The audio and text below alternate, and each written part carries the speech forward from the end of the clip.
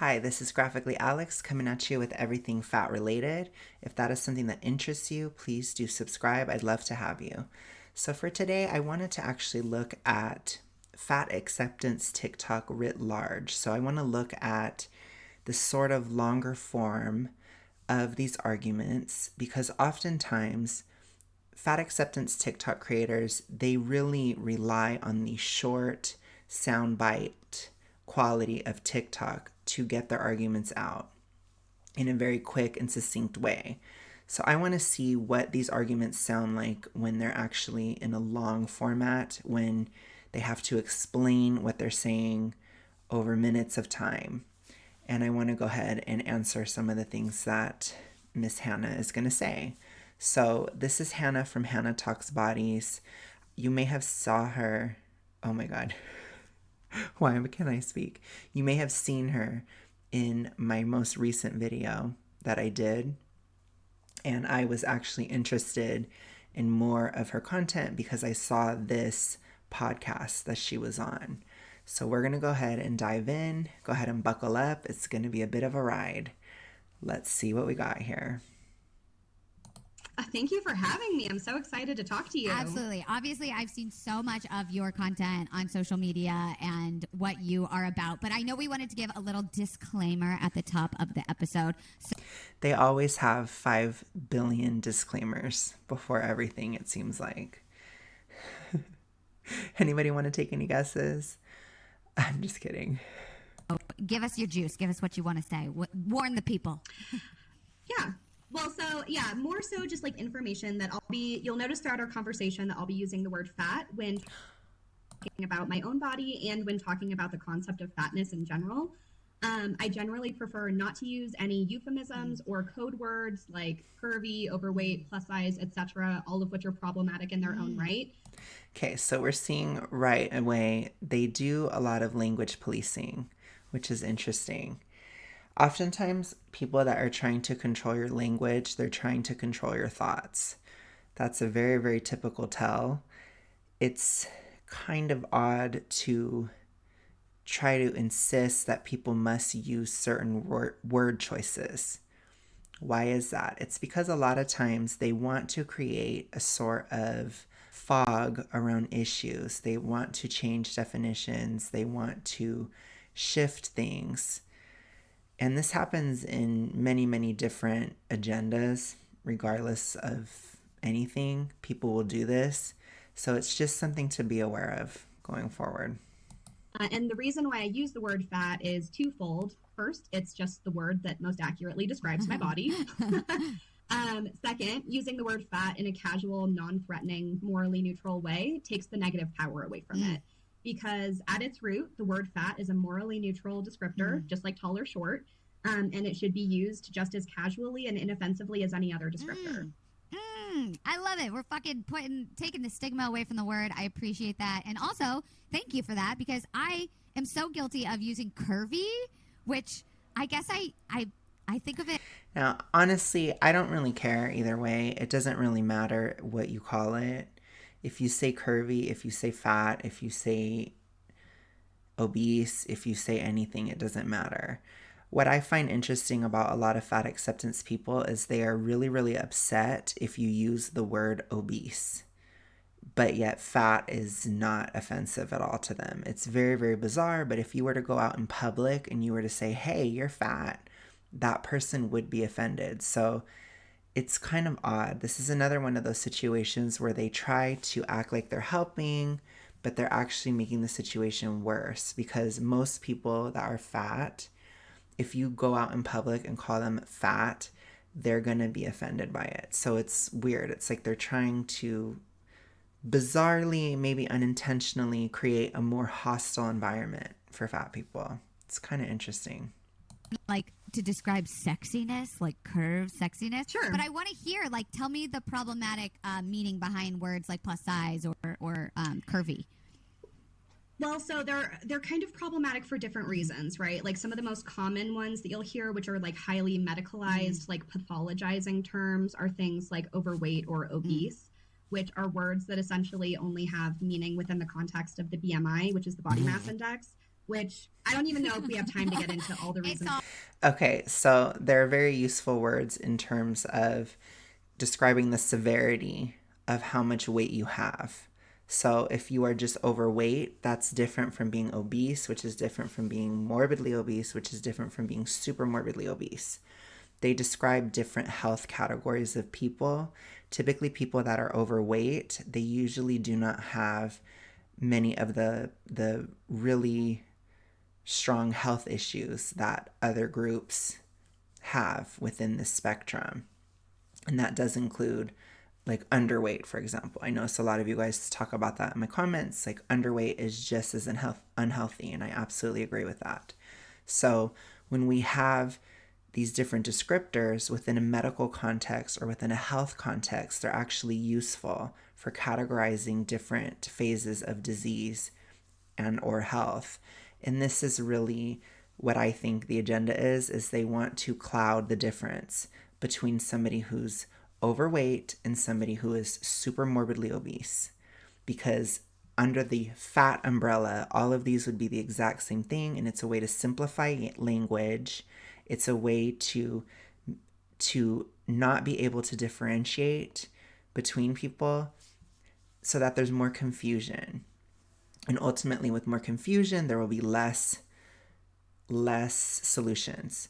So this is an issue I really have with even my own channel. Like when I say morbidly obese, a lot of people they don't really think about fatness or obesity within the context of being just overweight versus super morbidly obese, and how weight loss can be different, or different strategies work at different phases of health and disease. People are so used to thinking of everything as fat only, that this is something that they have actually succeeded at reducing the complexity of our words and our language. So they have been successful in this goal, but this is exactly why she's pushing it so hard. But I'm going to push the exact opposite, Hannah. That is a hot, wet piece of garbage. It's definitely on my list. We'll definitely get there. Perfect. Yeah, but those essentially only exist within the context of the BMI. And if we are to eliminate the BMI and reject it, that also means rejecting its components. And those words are just inherently stigmatizing. Again, they pathologize fatness as a disease, which it's not. It's a natural part of body diversity. And then it depends on how much. If you are 25% body fat as a man and you have a dad bod, sure. If you're 30% body fat as a woman and you have a big chest, big butt, yeah, sure, right? But if you are 50% body fat like I am, there's a huge difference between those two things. And she doesn't want there to be a difference, or she doesn't want to acknowledge the difference, because if she does, then she's going to have to acknowledge the fact that there are actually health issues at extreme levels of obesity, which is probably too disturbing for her to accept. Other words like plus size, it's like plus what size? What's the correct size kind of thing. It's, again, sort of just like stigmatizing again. It is not normal, Hannah, to be morbidly obese. I will say that. I will say that truthfully. I will not lie to my audience. I will tell you guys it is not normal to be the size that I am, nor should it be. There are many issues that come with being this size. So when she's like, oh, well, da-da-da, I wonder if she would feel the same way about underweight. If she would say, under what weight? It's just a part of body diversity. I doubt it. Fatness, saying that it's not normal, which in fact it's extremely normal. And terms like curvy, again, are just sort of euphemisms. They're code words, right? And the purpose of code words are to essentially navigate around using words that we think are bad, right? So I think she's doing a little bit of projection there. So the purpose of her code word, which is fat, is to navigate around these actual health and medical terms that describe real things. Just sort of send the message that like fatness is so bad that it's literally unspeakable. So we need to, exactly. Yeah. Interesting psyop there, Hannah. So we need to create these code words so that we can avoid the word fat. And that's why I love your page so much, is like, But you're not creating anything by avoiding words like obese, super morbidly obese, morbidly obese. It's ugh, hypocrisy of it. I wrote this down. It's like, I love when you always say someone always pops their head out of the ground, because it just reminds me of like these little trolley gophers, like always popping their head up out of the ground. And it really is like, you do a really good job of informationing the history behind where like these biases and fat phobias came from. And it's like you give these little history lessons along with your content, which makes you go like, oh, this is so much bigger than just my experience or what I've learned. But before... So this is what, she kind of makes me sick, this Kelsey chick, just because she is a thin person that is encouraging somebody to not do anything about their health. I can understand not saying anything about it. I can completely understand that. If you don't know what to do or you don't know what to say, absolutely just avoid it, right? Altogether. But when it comes to this encouragement of this type of thing, it's really sickening to me. It makes me sick. And all to that juicy goodness. Tell me about, let's start at the very beginning. Like, what's your story and what made you want to dive into the mental health field? And like, I think it's obvious that Kelsey just wants to, make money or sort of use this for content on her channel, use this to prove what a good person she is, all these kind of things. But it's actually really sick if you think about it. Like, she is trying to capitalize upon the bodies of fat people to use their type of language. But that's essentially what she's doing. She's trying to make money off of people being sick. She's not offering a solution. She's encouraging people with comforting lies that they want to hear, including Miss Hannah. It's very sad. Specifically work with body acceptance. Man, yeah. Okay. So I have always existed in a larger body to varying degrees throughout my life. And that includes when I was young. I grew up in a house and in a culture, as we all do, that really, really valued thinness. And so I learned from a very young age that my body was wrong. It was unacceptable and it needed to be changed. I did Weight Watchers as a child, which... Weight Watchers is horrible. I will say that what she's saying so far is typical. I would say that I went through something kind of similar, although at the same time, a lot of times people in your family are also fat. So it's very confusing because everybody's fat, but you're not supposed to be fat. It's very weird. And I know that there is a lot of psychological damage that comes from being fat and comes from being raised in this way. So I'm not going to discount that, but we'll see what else we got. Yeah, yikes. Big yikes there. I started engaging in disordered eating behaviors when I was like 9 or 10 years old. And that led to like a decades long battle with disordered eating. And I've always had this just deeply tumultuous relationship with my body. Yeah, it's not good. It isn't good. I can definitely relate to this. I actually don't really have that anymore, though. I actually started to mend that fence with my body around 2021. But I can understand what she's saying so far. But I would say that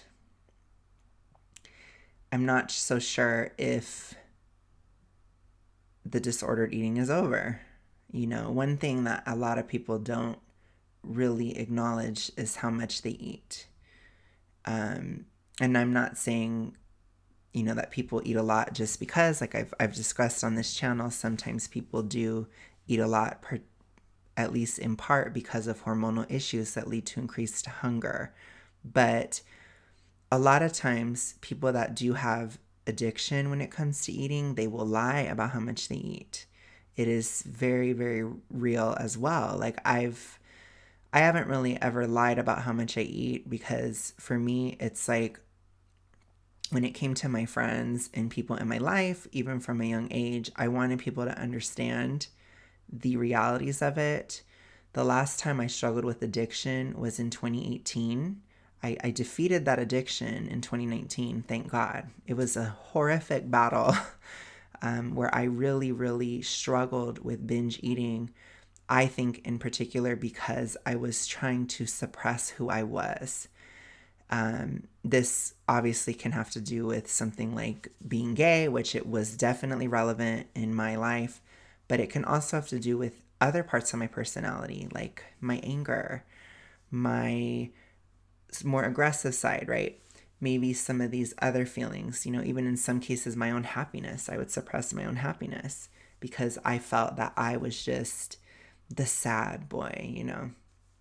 And so it was hard for me to allow myself to have this full identity. And the more that I suppress my identity in different ways, whether it be suppressing my happiness or my anger, it led to binge eating. And that was what it was for me. It could be something different for you. It could be something different for Hannah, right? But this is something that quite literally is a life and death issue that you need to figure out. But when I was in the throes of my, 2018 was really a relapse for me. When I was in the throes, I was eating 7,500 calories a day. And I did that for 3 or 4 months. I put on 40 pounds. But I made sure to tell people what I was doing because I never want people to think that you can just put on weight out of thin air. It's not possible. It just isn't. But when you do these kind of things and you fall into addiction, you really, really, really do damage to your body. And unfortunately, but also in a way, fortunately, because maybe we should have to care for our bodies to learn to relate to them, right? Maybe that could be a sort of spiritual reason for why we have to heal if we damage ourselves. But if I hated myself in addiction and I love myself in recovery, then it kind of balances it out, I guess. And I think with her, I don't think that she's quite gotten to that point. I think that she's at the point where she's trying to just accept where she's at, which is definitely a part of it. But how long is that part going to last? And that can last 10, 20, 15 years. Hannah is young. She's still in her 20s. And the older you get, the worse it is. Honestly, I don't want to see how much worse it would be. I will let you guys know I'm 30. I don't want to know how bad this will be at 40. It's already pretty bad. It was already bad in my late 20s. I'm sure Hannah is already suffering through certain things. But when you get in this ED mindset, you cannot be honest about what's really happening, and it's really sick. And that's true for restrictive ED, and it's true for binge ED. And it wasn't until I was in probably my early to mid 20s when I was working with a therapist who I did not know this at the time. I did not choose her for this reason. It was totally random that this happened. But she was a health at every size informed therapist. So this is another situation. Ooh, bad pause. This is another situation where the institutions have failed her. Okay, so I want you to understand her therapist got her started on this. A lot of people, especially women, go to therapy when they are feeling very vulnerable. And people in therapy, they are trained in these sort of toxic mindsets like health at every size, and they administer that to their psychological patient. You have to be extremely, extremely skeptical of your therapist. You need to make sure that you're going to a good person, period. I just remember talking with her one day, and I just felt so unbelievably just empty and sad that so much of my time and effort and energy was going toward shrinking my body. And I had so little success to that effect. I had lost and regained the same 80 pounds. So sad. And this is the thing too. When she's lost and gained the same 80 pounds, she's damaged her metabolism every time she's done that. So when I was talking to you guys about how she feels real hunger, she feels these things, like I said, I believe her hypothyroidism is so deep and so severe that those hunger feelings are incredibly, incredibly real. And this is a huge issue. Many times. And I just remember telling her, like, I think this is just what my body is supposed to look like. And she, I think, had been going sort of easy on me with not putting. No, it's the fact that you have massive, massive hormone issues that your body looks like that because now you're kind of trapped in it, which our current institutions do not acknowledge a difference between supermorbid obesity and just overweight, because people like you have pushed the word fat instead of different categories. And this has spread into our institutions. This is a huge issue. So now the issue isn't even being attempted to be addressed by our institutions. And you have therapists saying, yeah, you should just stay the same. That is very, very sick. Too much information on me about this until this point. But I think when I said that, she sort of saw an opening. And she was like, it's funny you should say that because there's actually quite a bit of data to support the fact that, like, this is probably just how your body should look. Wow. The thing with data is there's data to prove and disprove everything. Look it up. See. Check it out. Studies are also often pushed by certain groups. You have your famous, saturated fat studies by like a sugar company, right, etc. Just different examples like that. And everybody points the finger at different studies. So what you really have to look at is what is kind of being suppressed, what is being uplifted in the data, and also what is ultimately not working. I think it's really important to keep a groundedness within your own personal experience. That's not to say you should not look at the studies, but it is to say that you should still keep in mind, like if a study tells me that a certain food is supposed to make me feel better, but it doesn't, maybe I should listen to my body. Maybe I'm an exception, or maybe this study is flawed. The thing about study this, study that logic is many people are not educated in how studies are performed, and they do not know how to properly interpret studies or judge studies on if they're good or bad. And a lot of times these ideas like health at every size, they spread in academia and people sort of echo things back and forth. It is a huge issue. It is a huge, huge flaw in our current institutions. People are not as easily criticized, or certain things are pushed as mainstream ideas, and questioning these mainstream ideas is not as allowed as it used to be. And that's a huge problem, and we need to fix that.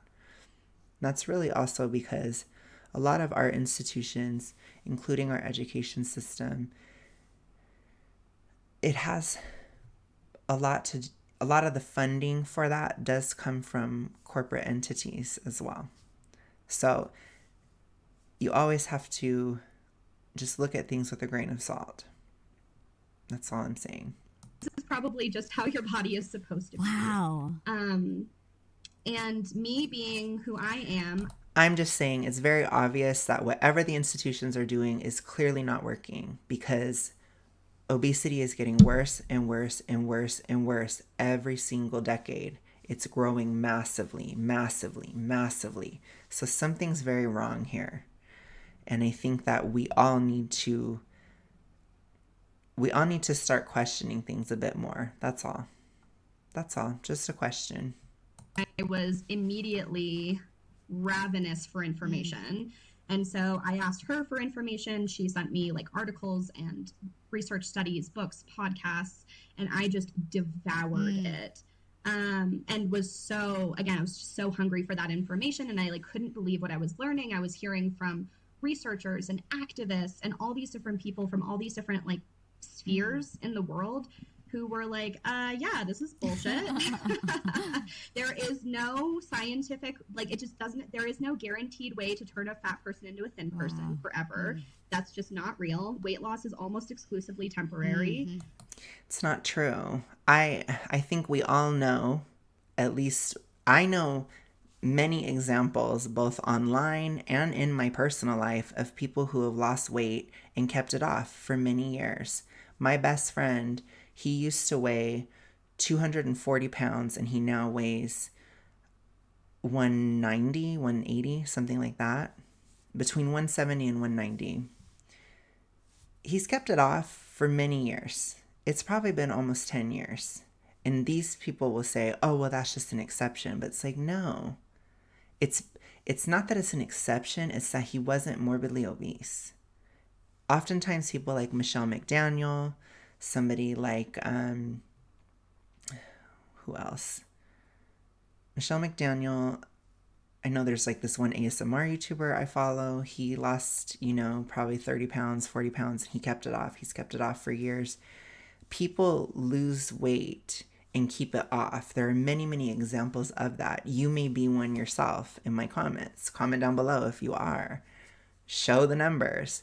So it's not true. What is true is it's much more rare to find somebody who is morbidly obese that loses the weight and keeps it off. But even that, there are certain examples like Obese to Beast. He is an example of somebody that has accomplished that. So it is possible. So I don't like this idea that it's impossible.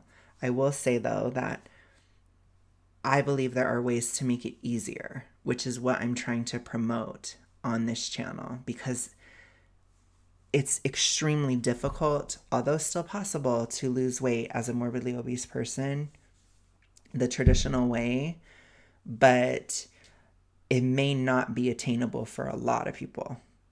Now, I just want to take what is attainable for the few at the top of the pyramid and just kind of like open it up so that we have more. So if it's easier, then more people can get out of it or never go into morbid obesity in the first place.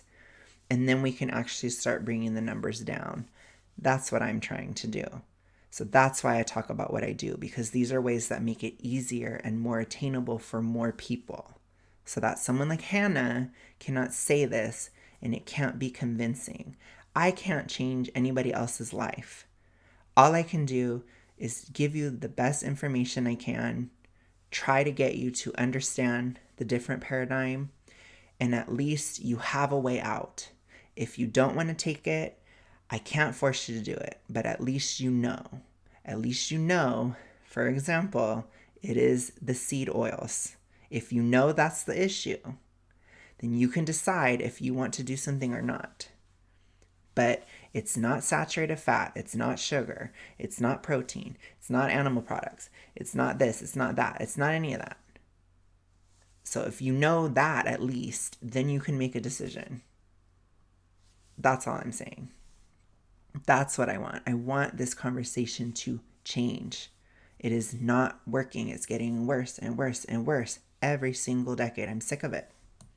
Your body is not designed to sustain lifelong weight loss. Nobody's is. And that's not a fault of yours. That's literally just how we are literally designed, evolved, whatever you want to say, to go through times of famine. So she's completely wrong. I don't know if anybody here has read something like the Bible, but they would have famine for 7 years. 7 years is a long time. If we were not designed, evolved, etc., to be able to handle a 7-year famine, we would not be here today. Our ancestors would have perished. She is completely wrong. I don't know how she can't see that, but I guess it's really, you only see what you want to see, Hannah. It's crazy. Works. And that was deeply liberating for me to learn that. And yes, it's very liberating to not have to take any responsibility for your issues. Of course, it's liberating until you're dying. Then what? It's liberating until you are 40 years old and you have massive problems. Liberating until it's completely unliberating. That's typically how not taking any responsibility works. It ends up getting you later. That was sort of my path to self-acceptance. Yeah. Then the way activism comes into this was that I've had chronic pain my whole life, like forever, sister. Literally always. I know. I actually listened to your episodes about chronic pain and really I saw your content about chronic pain. It's like, we found each other. We found a way. Perfect. Yeah. So I've had chronic pain forever, literally since I was like 5 years old. And I have done everything under the sun to try to mitigate that. And then finally, a few years ago, or probably 4 or 5 years ago, actually, I finally was like, you know what? it's time to consider surgery. And I need to get a spinal fusion surgery. And so, yep. So I finally took that step and I made an appointment with an orthopedic surgeon. They did x-rays and the doctor walks into the room and he goes, yeah, looking at your x-rays, you absolutely need a spinal fusion surgery and we need to get you in as soon as possible because you actually have a fracture in your spine. So I had it was broken. I had a broken back. Oh, shit. Casual. Very casual. This is the even more sad part is when you do have other issues on top of supermorbid obesity, it tends to compound the issues. And it sucks. It really does, because having something like chronic pain may have nothing to do with what she did. It may have something to do with it, but it may not. And that's what's really, really difficult about these, comorbidities. It's really tough to navigate. I cannot take away from how much struggle she really has gone through. And so he gave this whole, you need this. This is medically necessary. And then, oh no, I feel like I fucking know what's coming, and I'm you know where this is going. Yeah. And then he said, the only problem is your weight. And we are not fucking hurtful. Jesus, what? And also just like fundamentally discriminatory and incorrect. And he was like, the only problem. There are physical realities to supermorbid obesity. It's if you can't fit on an operating table, for example, if they are not well versed in dealing with somebody who is supermorbidly obese, it's different. There's a lot of fat there. I would never want I would not want a surgery from somebody who doesn't know how to deal with all this. Okay. It's risky to get a surgery in general. When you are of a certain size, there's more of a risk that you will not wake up. There's a lot of reasons why they're saying that, Hannah. And it's not all about hate and being mean and this type of stuff. Like, you could have died on the table. Would that have been nicer? It's a risk. It's scary. Your weight, surgery is not safe. And of course, the bigger you are, the worse it is. And if it was my back, that would terrify me. What if they messed it up? It's scary. People. But I understand that she's in a difficult situation and she decided to get the surgery first, or the surgery in general, without weight loss. And it should still be somebody's right to choose, in my opinion. Your BMI category. And so we're going to need you to lose weight before we're going to be willing to give you this surgery. Yike, to the 10th fucking degree. Yep. And so there are many, many things I could have said to this doctor, and we ended up having quite a lengthy debate as someone who was like actually pretty well read on this subject. Wow. But the first thing I said, I was like, okay, well, to try to appeal to this doctor as someone who theoretically has a desire to do no harm, I'm going to disclose to him that I have a history of disordered eating. And so I did. I said that to him. And I was like, that's not an option for me. Weight loss behaviors are extremely dangerous because I have a history of eating disorders. And first of all, he did not believe. It's not a history. It's still going on, girl. That's the issue. Now, I would say that what's really difficult is being in this tough situation where you have back pain, but also trying to, it's the thing with medicine that's so weird is it's not like, it can be dangerous for both sides, because if she were to have died on the table, people could have sued. You knew the guidelines, you knew what was not appropriate, you knew that doing this at her weight was not appropriate, right? It can go both ways. Now, of course, Hannah, and I will give her some credit here, but when you're in a massively, massively hypothyroid state, you tend to be high adrenaline. I've talked to you guys about this. And when you have such high adrenaline, you're in a survival mode.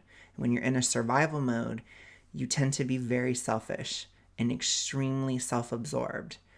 This isn't every single person, but I do think that it is, in this case, Hannah. I don't think that she's acknowledging the risk, not just of her body and her life, but also of this doctor's career or somebody else. Like, I can understand both sides of that issue. It's a very difficult situation, and I understand. And maybe if she could sign waivers or something, that if something happened, oh well, basically, you know. It's a complicated situation. I do think people should, for the most part, you know, unless if they're mentally unwell or something, I think that they should be able to choose, like, I want to get this surgery, I want to accept the risk, right? Something like that. I still think it should be her right, but at the same time, there does need to be some protection for the people doing the surgeries that, you know, they may not have the right equipment, they may not have the right training, they may not have all this stuff. And if she wants to just take a shot and be like, whatever, let's do it, I think it should be her right, but there should be protections for the other party as well. He looked at me like I was lying to him. Mm-hmm. No, And no, this is a problem because even if you have a past history of binge ED and that's why you're that size, you still had an ED. So a doctor should remember and realize that an ED can be BED as well. So this is very dumb on the doctor's part, extremely dumb. Also, a lot of people that are morbidly obese, because of dieting behaviors, they can be sort of orthorexic. They can kind of go from one diet to another, do one thing over the other. They can be very nutrient depleted in certain areas. Like if they were keto, they could be extremely nutrient deficient in vitamin C, potassium. If they're vegan or something, they could be very nutrient deficient in things like vitamin A and protein and all this other stuff. I mean, it's a huge issue. But so I do think that doctors need to take it seriously. But obviously, Hannah, it is not a restrictive ED. There are other kinds of EDs which you may have. But I'm sorry. Obviously, you don't have a restrictive ED if you are of a huge size. It's just not possible.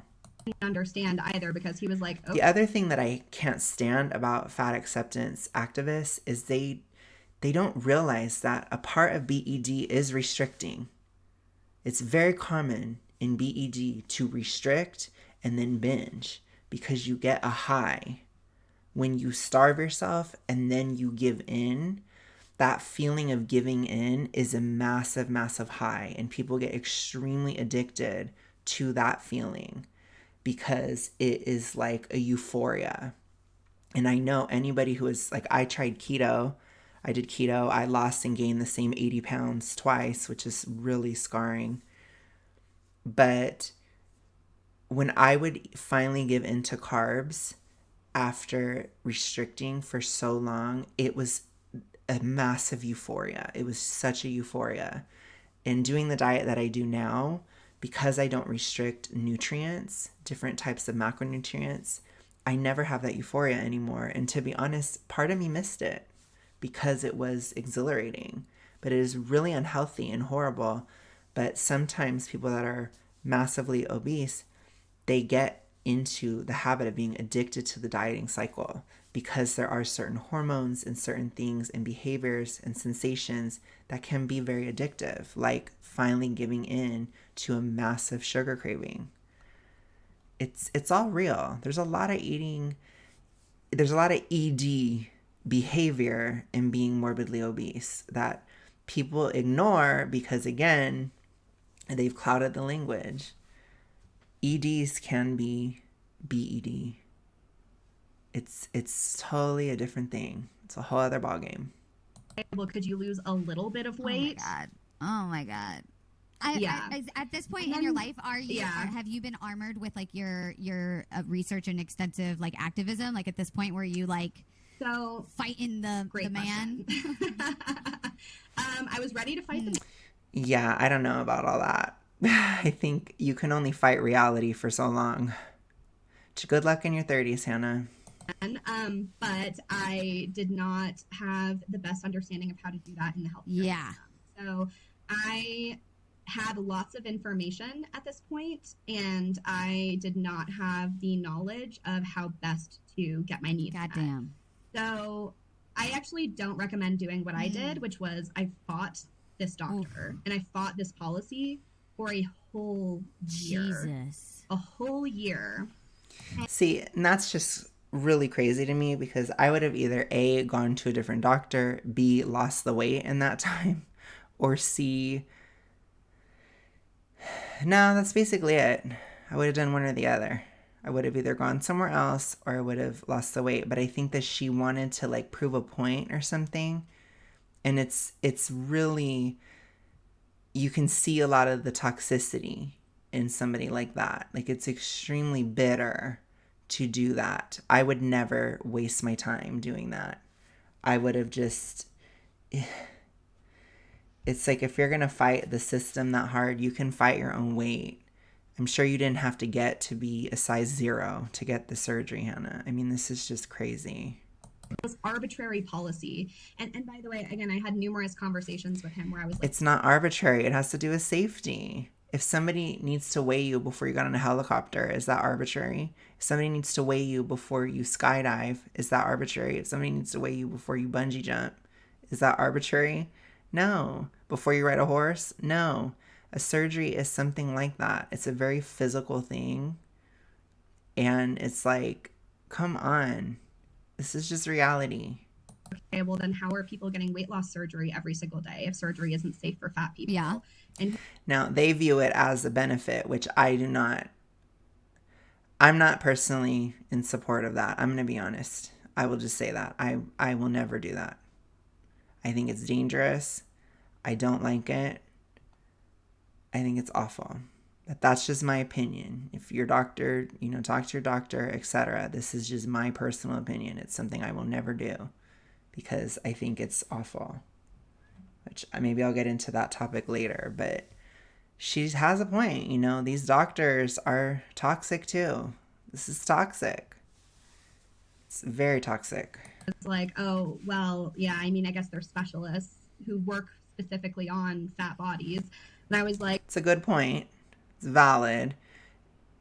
Okay, well, so what you're telling me is my body's not actually the problem. It's your lack of training on working with fat people. That's still valid, Hannah. Go to a different doctor. I was waiting for that. I was waiting for it. Yep. I would not want somebody unexperienced doing my surgery. That is really scary and dangerous. Not smart, Hannah. To which he was essentially like, yeah, but it's our policy, so there's nothing we can do about it. So he put blame elsewhere. It's the system in general. Mm-hmm. They act like doctors can do whatever the hell they want all the time. I'm not saying that the rules and such aren't a problem, but come on, you guys. This is crazy. Couldn't possibly be the thing perpetuating the problem. No. And I mean, it was true. Their hospital did have this policy. And again, it's just so, it's such a, it makes me so mad how like arbitrary and how many barriers get put in people's way to accessing care because there are other surgeons and other hospitals that do not have this policy. Literally the only reason I even ended up being able to get the surgery that I needed. And again, by the way, I had to live with a broken back for a whole year in the process of fighting to get this medically necessary procedure. The only reason I was even able to get it. You made it more difficult than it had to be. You could have at least lost the weight temporarily if it was that much of an issue. And you had a long time to do it. Like I said, Hannah, I'm calling BS. I really am. Even you yourself admit you can at least lose weight temporarily. But I get that she's like, oh, I have an ED or whatever. And it's like, but you still do. Your therapist didn't help you. Because being obsessed, being weird about eating in any way, you have a problem. Like, you have a problem, Hannah.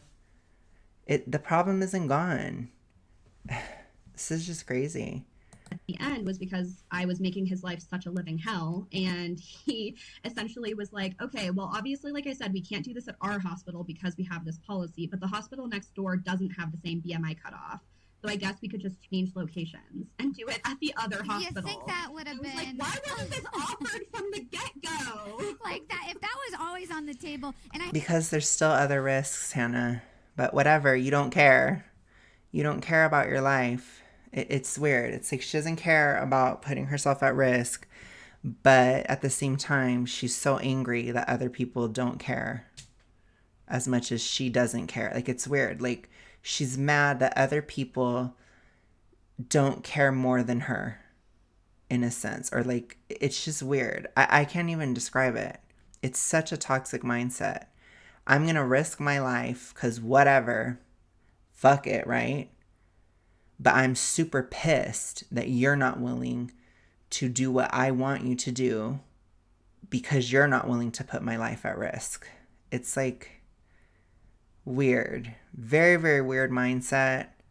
Extremely, extremely weird. Like, I do think there are some deep, deep psychological issues that need to be addressed. And unfortunately, her therapist sucks. I'm just going to say it. I have to ask, just like personally, did you feel comfortable at that point having him as your doctor to like perform surgery after that experience? I don't think it's healthy to have a therapist that encourages you to not take any responsibility in your life. Absolutely not. And again, this is one of the reasons why I actually don't recommend doing what I did. Sure. Because Because of your extreme bitterness, it made the problem worse. Interesting. He showed me through his behavior that he did not respect me. He did not value my health. My health was not a priority to him. Your health isn't that much of a priority to yourself either. Because if it was me, I would have gone somewhere else. Period. I would have done something. Like, most of the time, I only didn't succeed because I didn't know the answers. Because nobody told me and I had to just search. But I never quit. I tried everything. I kept going. I kept looking. I kept searching. And then I found it. Now that I found it, I'm not going to shut up about it. Yeah. And again, this is actually a good example of how fat phobia shows up in healthcare, because with my specific surgery, I actually had two surgeons, which is common for a double-sided spinal fusion. And so you have one that's called the approach surgeon, which is essentially just like a vascular surgeon who makes a safe pathway when you're entering through the front to get to your spine. And then you have the orthopedic surgeon, which actually does like the bone manipulation. My approach surgeon, who I met twice before my surgery, was the most kind, understanding, empathetic doctor I've ever encountered. Truly,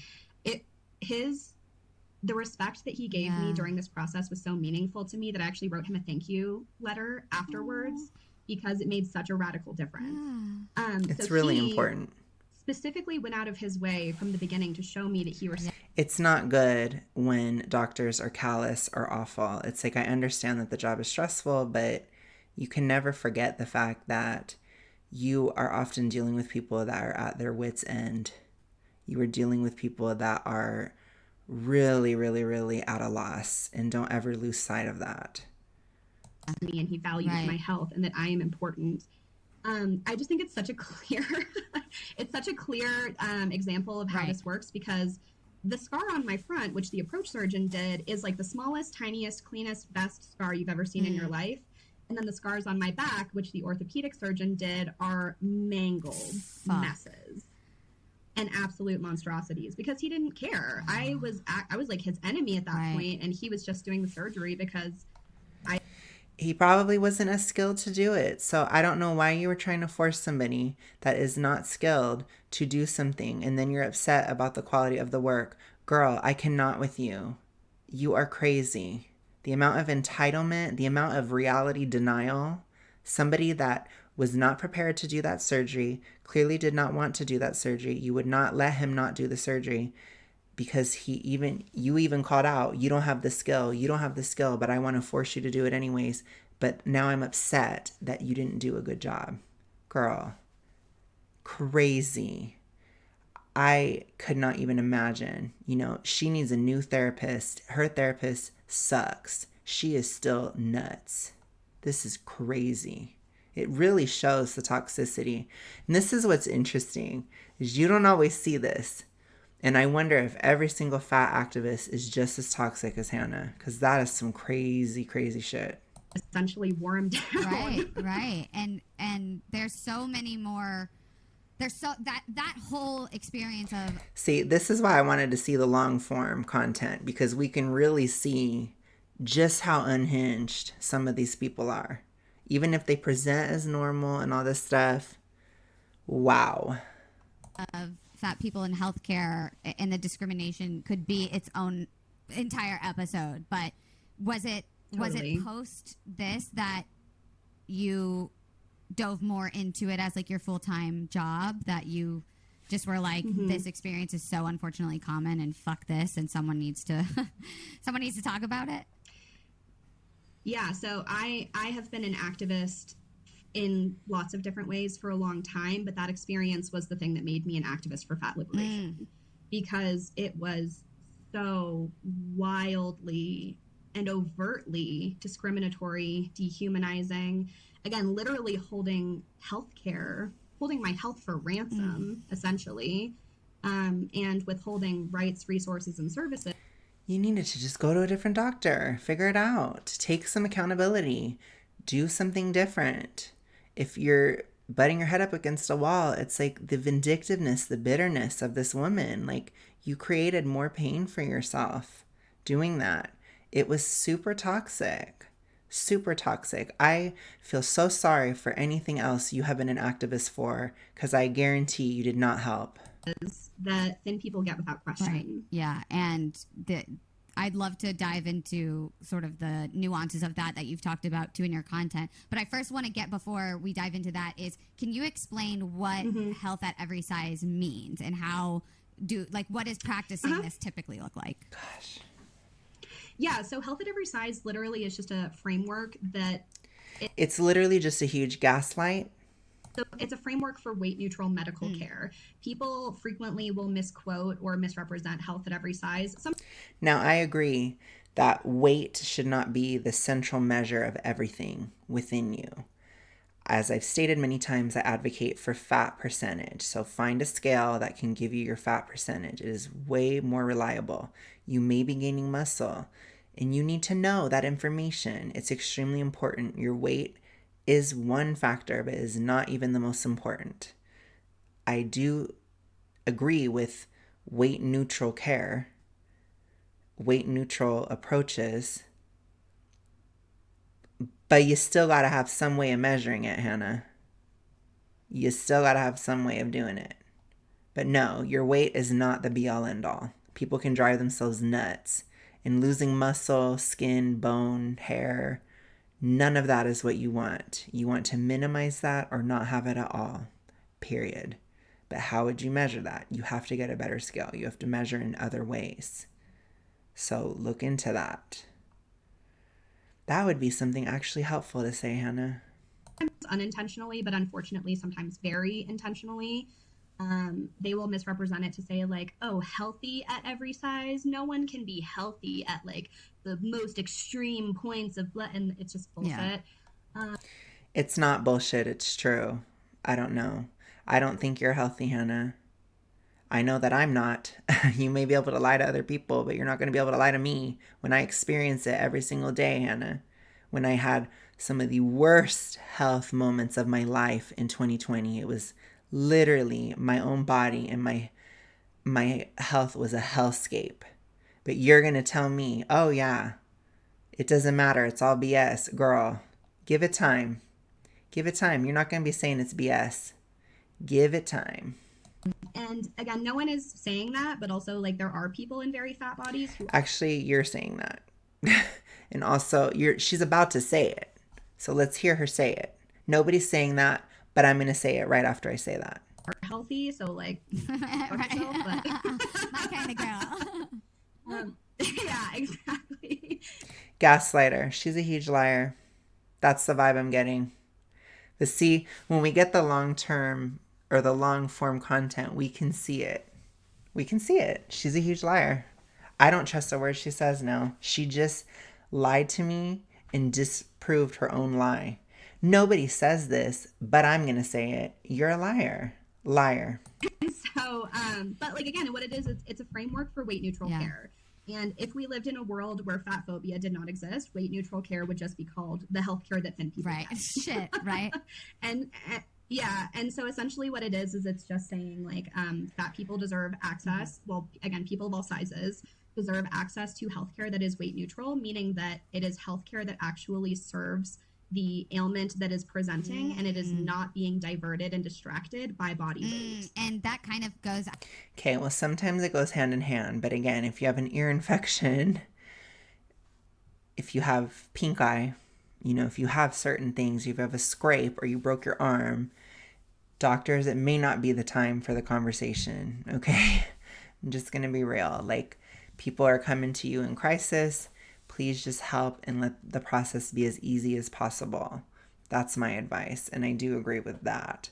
But if it's something like, I don't know, sleep apnea or diabetes, heart disease, right? Other types of things that are associated, or if it's joint pain and other things like that, maybe you should be considering becoming just overweight. It's like you don't have to, rather than being super morbidly obese, maybe you should be just morbidly obese. Maybe take a step down the ladder and see if that's better. It's like nobody's saying you got to be a size 0. That's all. Another question later about correlation versus causation and like your baldness. Just take a step, see how it goes. And if you feel better, then do more, and then just, just keep a grip on reality. But I don't know. It's really crazy.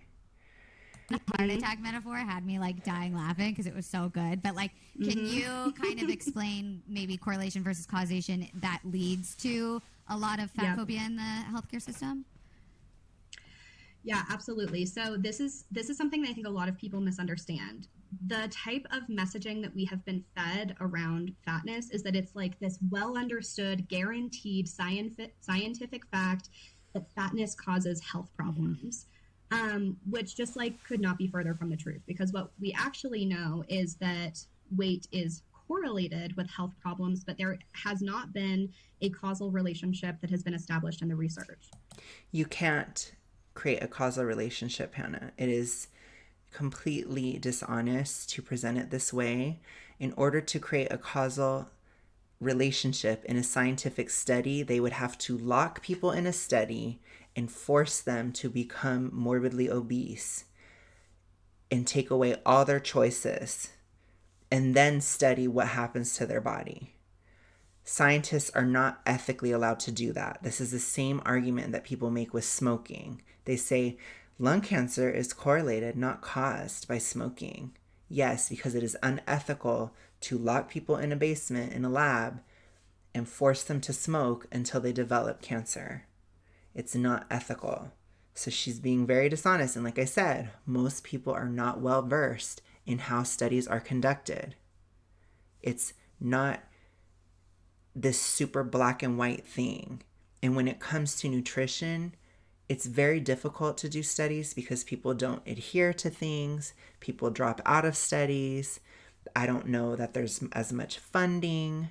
And you have this issue of you cannot just take every other choice and every other factor out of somebody's life and lock them in a lab for 20 years and measure what happens. That is unethical. So it's a difficult thing to study anyways. And people need to accept that. So it's like, girl, I will agree. I don't believe that morbid obesity in and of itself causes everything. As I've stated, the vast majority of health outcomes, they can happen to thin people too. A thin person can have a heart attack. A thin person can have diabetes. A thin person can have high blood pressure. But when you're morbidly obese, it may speed that along because your fat does produce or store hormones that are negative. There's a lot of estrogen involved in being morbidly obese. Estrogen is stored in fat as well. Estrogen opposes your thyroid hormone. So you, by virtue of being morbidly obese, you are already at a state where it's very, very, very easy to be hypothyroid because your estrogen is opposing that thyroid hormone. Look this up, you guys. People don't know this. These are not general facts.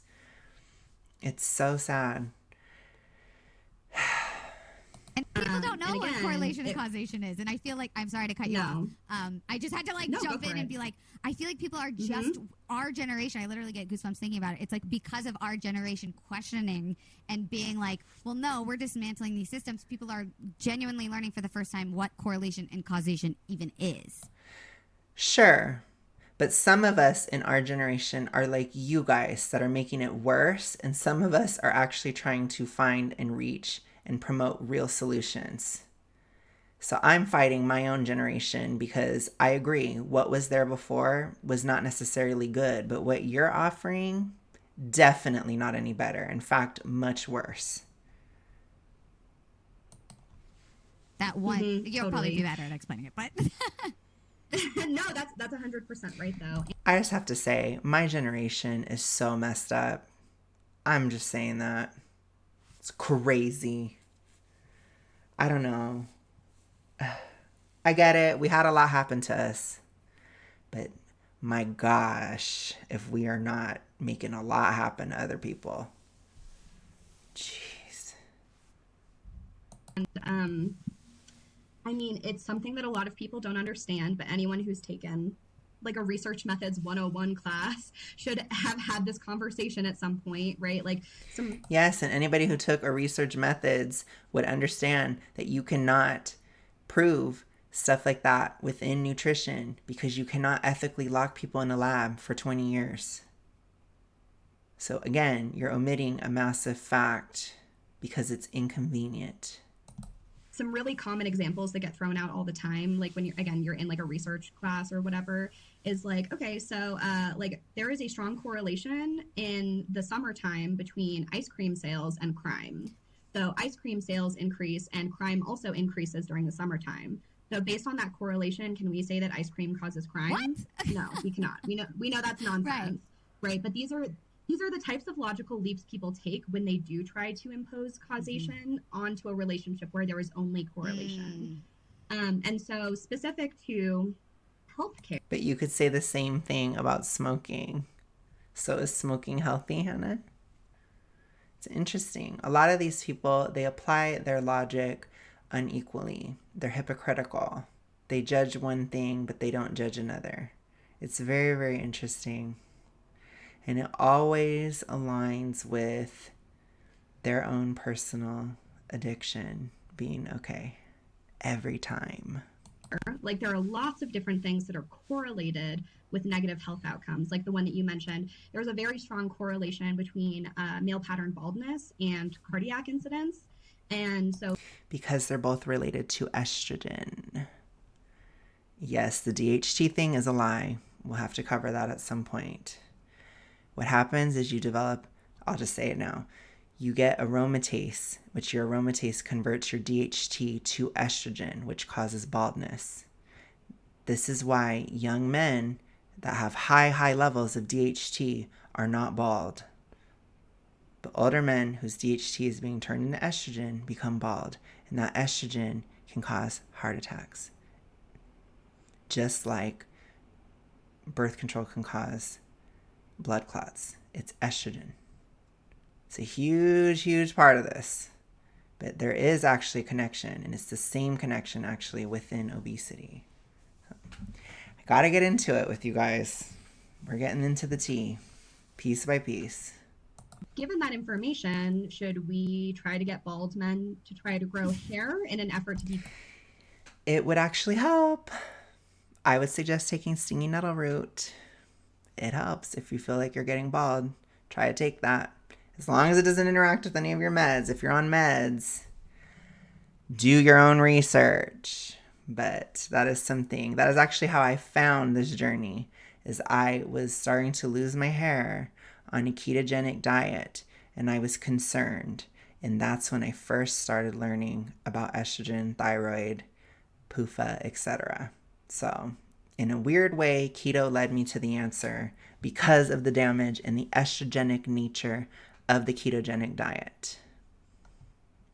The likelihood of having heart attacks? No. And would you look at that? Still got the hair. Didn't have a heart attack. So actually, yes, Hannah, you should. Because that's nonsense. We can It's understand actually not nonsense. And I just explained why it isn't.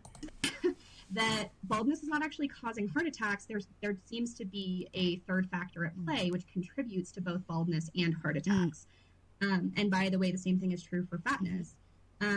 Right? There are so many things that there are so many. Yes, but sometimes fatness itself can make the issue worse, which she doesn't want to acknowledge. Factors at play when it comes to weight and health. Another good example of this, just in terms of correlation versus causation, is it's been well established for a long time that there's a very strong correlation between race and negative health outcomes.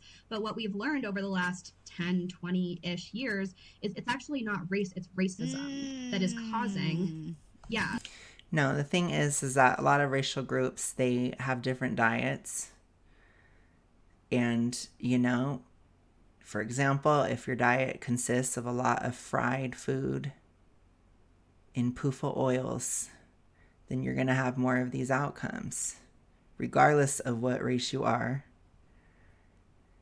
But there are other factors too, like food deserts, poverty in general puts you in a very stressed state, which maybe something like poverty does not apply to the whole, to every single racial group equally, for example. But again, she's saying that this can be caused by this, but this can't be caused by that. So it's like her own argument is self-refuting, because I can do the same thing to her. Is it really racism, Hannah, or is it poverty and dietary choices within certain cultures? Which, by the way, every group has problematic choices from a thyroid perspective. But anyways, we're not going to get into all that today. It is that allostatic load, right? It's that constant stress and stigma that you experience. It's the constant PUFA. It's the constant PUFA that causes it. I have been hella stressed during my recovery. This inflation, super stressful, because my dumbass chose to become self-employed right when this was about to hit. Very stressful to be self-employed in general. Extremely stressful when 1 month of expenses is higher than the previous month for a year. But I still got better. But, I guess it just doesn't matter, right? It just doesn't matter. When you are the victim of prejudice and discrimination. And that is actually the more likely culprit when we're looking at the correlation. I would say the only valid point here that I do agree with is if you live in a constant state of suppressing yourself, I do feel that is harmful psychologically and physically. So I do think that certain groups, whether it be gay people, women, Black people, etc., a lot of them may feel or may have been told to shut up or, not take up the spotlight or, just weird stuff like this. Maybe even your straight white man has been told that too, right? I think those of us that have gotten those messages in childhood, for whatever reason we got them, it can hurt your health. It can. And I think it's like a lot of fat people have that quality where they feel like, oh, I just need to hold myself back. And I feel like that is a huge contributor to BED, in my opinion. And so that can apply to different groups unequally or equally. Like I said, it depends. It depends on the person. Whether you're shamed for being a straight white male, shamed for being Black, shamed for being a woman, shamed for being gay, shamed for being anything.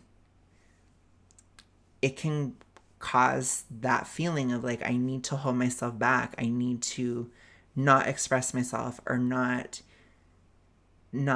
be authentic, because who I am is not accepted. And for me personally, the biggest thing was obviously the gay issue. And I gained a lot of weight because of that. So I do think that there is something valid to that, but you just gotta express yourself anyways, you know? That's why I encourage a lot of fat people to just do something even if it upsets people, you know? Like, people do that all the time. Thin people do that all the time. Live thin, right? But we'll get into that in future videos because I think it's really, really important. Between race and negative health outcomes. And the same thing is true for fat people. Fat people experience immense stigma, prejudice, and discrimination. We are routinely denied health care. My story is a great. It's not anywhere comparable, Hannah. It isn't. And you know that. You're a liar. You're a liar. But we already established that. Example of that, but it happens in tons of ways. And you know what? What leads to. It's not comparable to racism, sexism, homophobia. It's not the same. It's not as intense. It's not even comparable. It's not even comparable. Not similar at all. Stop saying it's the same. Stop using the cope. Let it go. Stop it. Get some help. Outcomes, being denied health care. Sure does. Not getting health care or not getting good health care, that sure will decrease your health outcomes. That's for sure. Wow. We oftentimes don't even have the correct types of equipment. Like, people take our blood pressure with the wrong size cuff all the time, which constantly is leading. Could be valid. Could be. But I will say, I get normal tests. Readings, that's a problem. Got some fat arms too. Factors at play. Look at that. And health, but rather than looking at any of those and analyzing them, people just sort of make the leap. Well, it's because you're fat, right? And it's just because of your weight. Looking at it, it's not always that. It's because your diet is crap. It's like sometimes, like you yourself said, Hannah, it can be a third factor that's causing both. Your crap diet is causing your high blood pressure, usually lack of vitamin C and potassium. And that's also causing your obesity because guess what? Low vitamin C and potassium contribute to insulin resistance. Instead of looking at the system and the people putting these things into practice, we're looking at the people and blaming people, you know? No, you're just blaming the system and you're not holding anybody accountable at all. So that's the complete opposite and also extremely stupid and actually even dumber than what was there before. I offer for a middle of the road position on these things. There are systemic issues when it comes to the issue of weight, but there are individual issues too. Wouldn't you know, what a nuanced world. Two things can be wrong at once. Wow. Like, totally. What I was considering too when you were and our producer's name is Hannah, so I'm like, Hannah, make sure you clip up that one section that's like about how amazing you said it's not race, it's racism. Like, it's not that people, it's fat phobia. Yeah. Like, and to be like, maybe like a black woman. It's not helpful though, because the thing is regardless of what's out there or not, you cannot control how everybody else acts or behaves. So you're ultimately giving zero solutions to the issue. I cannot control if somebody else is homophobic, just like I cannot control if somebody else is fatphobic. I can't control how somebody else thinks. And creating, well, you know what, you guys, my health journey, it's dependent upon how other people think of me. That is just the least empowering, the most horrific, and ultimately bigoted view. This is horrible.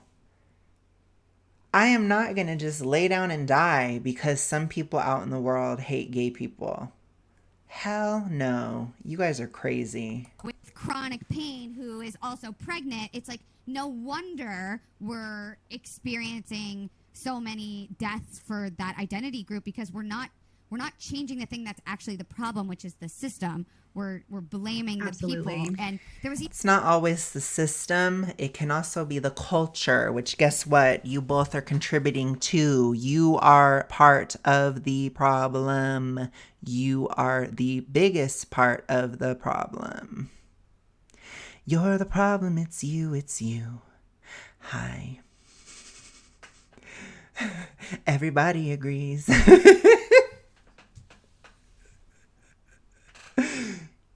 It's you. something recently that I had read about, like taking blood when we're measuring, like when you go get your hormones checked or cortisol, which like plays a huge factor in weight. And Yes, but then you do something about it. You don't just say, oh my gosh, I have high cortisol. I have hypothyroidism. I have insulin resistance. That's why I'm fat. Oh, well, no. You do something about it. You take responsibility. You fix the problem. You do something about it because you can, because you can. You guys are so disempowering. It's just crazy. they're doing blood drawing rather than spit swapping. And if you're afraid of needles, what's going to happen right before someone sticks you with the needles? Your cortisol. Your veins going to contract. If you are in pain all the time, if you can't breathe, if you can't walk up a flight of stairs without wanting to pass out, if you have an extremely toxic view around food, if you cannot handle a relationship with a significant other, or you're having tumultuous relationships with everybody in your life, if you are having massive insomnia every single night, if you are getting all these different issues, you are unhealthy. When you are unhealthy, it affects every aspect of your life. And you don't need a doctor to tell you that something's wrong, because you know. And it takes honesty to be able to look at yourself and say, I am sick. I need to do something about it. These people, they don't want you to do that for some reason. Crazy. If I were to follow this type of logic, I probably would have been gone by now. With the shit I went through in 2020 physically, I probably wouldn't be here by now. So, I guess it's their mission for someone like me to die. Your cortisol is going to shoot up and yes. the readings are going to be off. And it's like, we're just now recognizing, like, even the blood cuff thing. I remember, or the blood pressure cuff thing, I just remember hearing that, like, pretty recently. And our biases, our fat phobia has been cemented for hundreds of years of medical practicing. And so it's a lot of unlearning and checking your own internal fat phobia. No, it's a lot of learning the truth of what's actually happening, figuring it out, and helping each other to find the truth. One of my subscribers, she found the truth from a random person. She heard about the seed oils. Shout out to Kira. Hey, girl. She found the truth. I found it too. And we found each other. And it's like we can corroborate each other's stories, and we understand that this is real. This is something that's much more on the cutting edge, and it's exciting for people like us that don't want to die, that want to be okay, that want to get better. Including racism and transphobia and Islamophobia, among other things. But how can we do that as us, as the people that want to change, right? Like, we want to be allies, we want to be the activist. Where do we start? Where we see the problem and now we go, okay, I'm going to consume the podcast. You start with making sure you don't make it worse. That's the first step. If you are only going to make it worse, then please just don't get involved. That's the first step. Second, you listen to people. If they say they're starving to death all the time, they probably are. If every single morbidly obese person is talking about how they're starving when they try to go on a diet, it's probably true.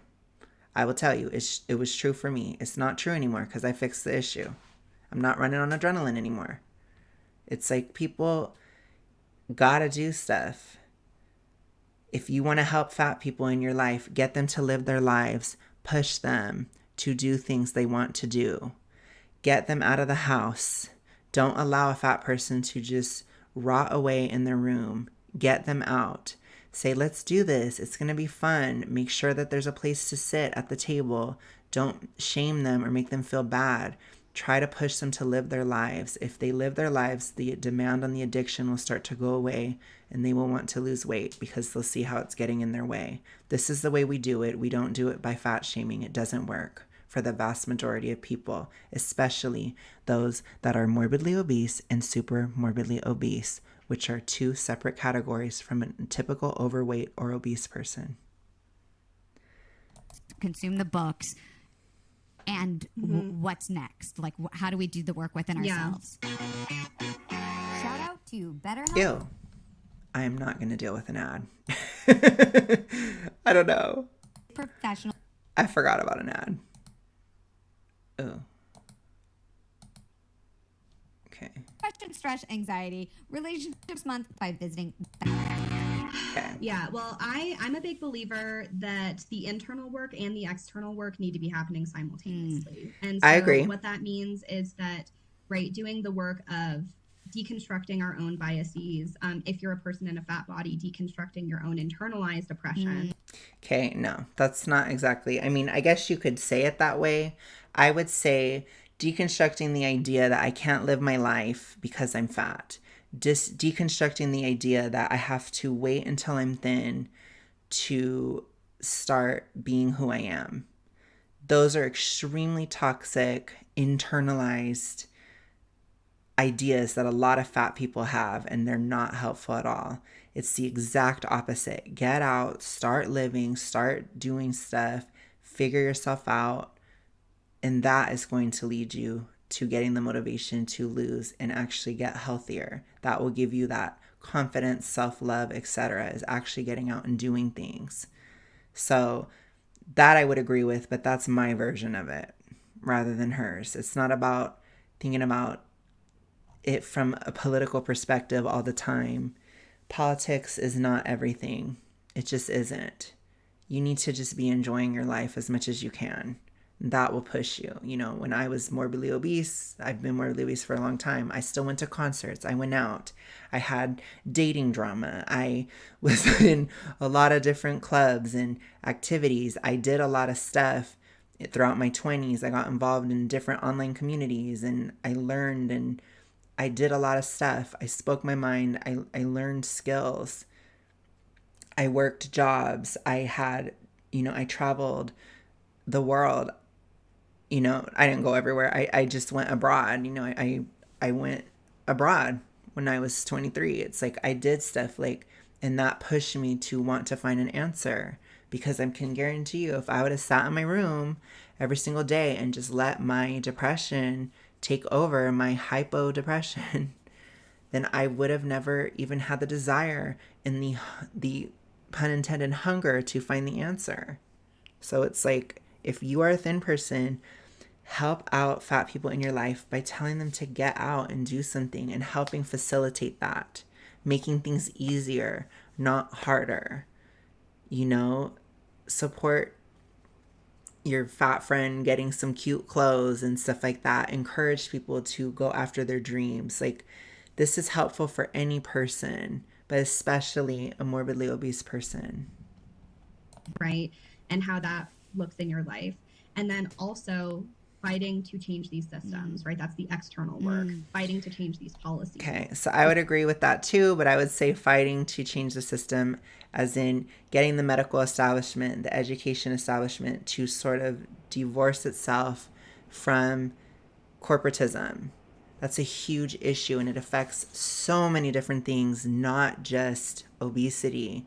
So this is a major thing that we have to do. We need to put aside a lot of the political BS and actually start getting back our institutions. Stuff is crazy these days. Because there's so many things that need to change, but the number one thing that needs to change is that discrimination based on weight needs to be made illegal in all 50 states. Is it not? Because it's no. Well, the issue is it's not discrimination to say you can't ride a horse because you're above a certain weight.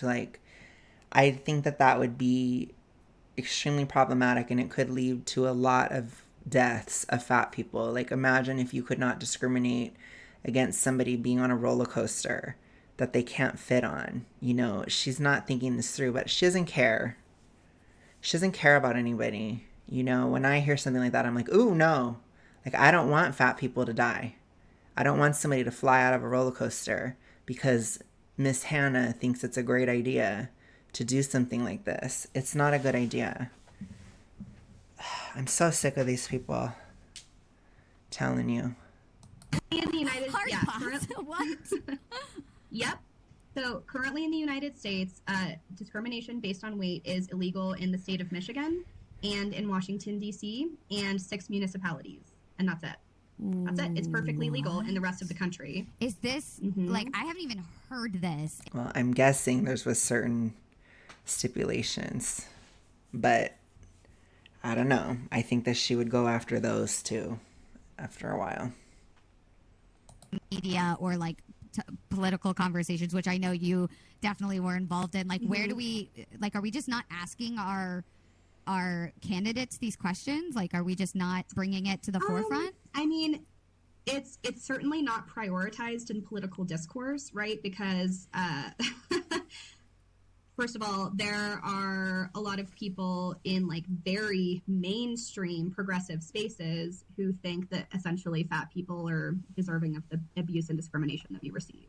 Like even in quote woke spaces, fat phobia is extremely prevalent. What? I would say, I don't know. Based on my experience, sometimes it can be more likely, but I think the extremes on either side, you will find fat phobia. I think extreme political people they take extreme political positions. And so they say things that are polarizing. They push, they push the boundaries to get things to be more and more crazy. It's like this is both sides of the issues. But I don't know. I mean, she's kind of that problem too, apparently. So she's a part of that as well. But the lack of self-awareness is interesting. And so it is not a topic that is discussed intelligently. It's not a topic that's discussed empathetically. Because of people like you. In any sense. And so even people who consider themselves to be quite progressive oftentimes have really deeply rooted fat phobia. I would say even people who think that they're really helping fat people are actually really harming them. And so I think there is some of that where it's just like literally not being discussed because people don't really see it as a real issue, which is bonkers. Yeah. It's being discussed a lot on places like TikTok. And how much research there is about the types of discrimination fat people experience. And then I also think that there's financial resistance, right? Like fat phobia is extremely profitable, especially not as profitable as obesity. When it comes to healthcare. Like for when you're obese, you purchase the bad food, you purchase the diet, and you purchase the healthcare. That's 3 things. Think about it, Hannah. It's a lot of money. People waste a lot of money being obese. I think a lot of times obesity causes poverty because it's extremely, I can tell you from experience, it is extremely expensive to be obese. Extremely expensive, especially today. With the cost of food, it is so expensive to overeat. It's crazy. Example, in my own story with my spinal surgery, 30 seconds after telling me that he would not be willing to do the surgery on me unless I lost weight, he then said, "But you're in luck because we have an in-house weight loss program." No. And so we're gonna refer you to that, right? And so this is like, by the way, this is like old-timey scam tactics. It's like the people who like put nails in the middle of the road. Yeah, but you're just as old-timey too. Like you're a scam too. She projects a lot. And then sell tires. Right. So it's like saying like that's you. You make a problem even worse and then you offer a solution. It's a tale as old as time. I'm going to create this problem and then I'm going to offer you a paid solution for the problem that I have imposed on you. Wow. Rather than just it's like you just make it worse and worse. Like, she might as well be working for McDonald's. she might as well be working for a lot of different corporations. I'm sure a lot of corporations are extremely happy with what Hannah is saying. I guarantee you. And so insurance companies, again, they charge significant, both life insurance and health insurance companies charge significantly higher rates to people in fat Oh, everybody makes money off of fat people. Every single person. bodies. Wow. So there's a lot of money tied into it. It's time to put it to a stop. We need to do this. It's time. Big time. Wow. And so the stakes are pretty high in that respect, but the stakes are also extremely high for patients, especially because, again, our lives are being put at risk. We're having medically necessary health care withheld from us. And some people actually die as a direct result of medical negligence and malpractice because of fat phobia. And are we able to like prove that? Like, have people been able to prove it and sue the shit out of these systems? So the lawsuits that have happened have been largely unsuccessful because, again, it's not illegal. It's not illegal to discriminate based on weight, which is why I said the first thing that needs to happen is that discrimination based on weight needs to be made illegal. Holy shit. Yeah, we can. It's like there's not even a law to be going after that we've set up in place. There's no precedent. Like literally someone could say, you're too fat for me to save your life, and then that person's family could never sue if they die. I mean, they could. It depends on the circumstances. But again, because it's so complicated and because there are no legal protections, gonna just be dropped. It's largely unsuccessful. Right. Like you can sue anyone, right? Like you can sue anyone for anything, but it's just going to cost you time and money. I also want to call myself in for a second and ask, I noticed you say people in fat bodies, and I've definitely used the term fat people. And is there a better language? Oh, no, it's fine. Okay. I kind of flip back and forth just because of like the medical. Because, you know, Hannah, she represents every single fat person, you know. I would say fat people is better. I think people in fat bodies is just kind of weird, personally. I think it's just flowery and kind of extra. Things that I work in, but I am not a devotee of person first language. I think it's perfectly fine to say fat people, call me a fat person. I think it's totally fine. Okay, cool. I just wanted to check. So I want to like go a little bit in like to the listeners' hearts, right? And clarify the difference between when we're talking about body image and fat phobia, because you work with thin clients, fat clients, body is at every size. And there's definitely, I've heard you talk about like the difference in which you practice with those clients. So can you kind of like first distinguish the difference between the two and then talk about how you practice with the different two or multiple? Yes. So for sure. So I'll start off. So there's a big difference between. I bet you she treats the thin people better. But, you know, I'm sure the whole world is just fat phobic and not you, Hannah. Image and how do I want to say this?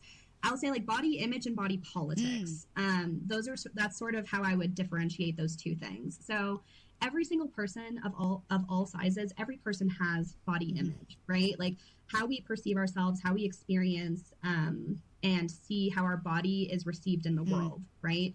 And so for some people, this is like a thing they never think about. They're just like, it doesn't even really enter their brain. So their body image is like relatively healthy and it's pretty neutral. Can't relate. Who are those people? Where do we find them? Mostly men. Oh, that's why. I don't like those. Yeah, again, not all. Weird.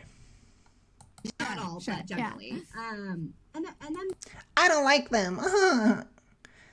Okay, girl, I wonder if they like you. Good luck. a lot of people, right? Like we. Unless if she's lesbian. I don't know. I don't know if she's a lesbian. If she is, then whatever, I guess. But all I can say is I'm a man and I don't like you. So I guess, you know. Fixate on our body quite a bit. We're very aware of it at all times. And that can manifest in both positive and negative ways. And so all people, regardless of their size, can have a deeply negative, problematic, unhealthy, tumultuous relationship with their bodies. That is something that every person can experience. There is a distinction, though, right, between our own internal experience with our bodies and our external experience with how we experience the world in our bodies, right?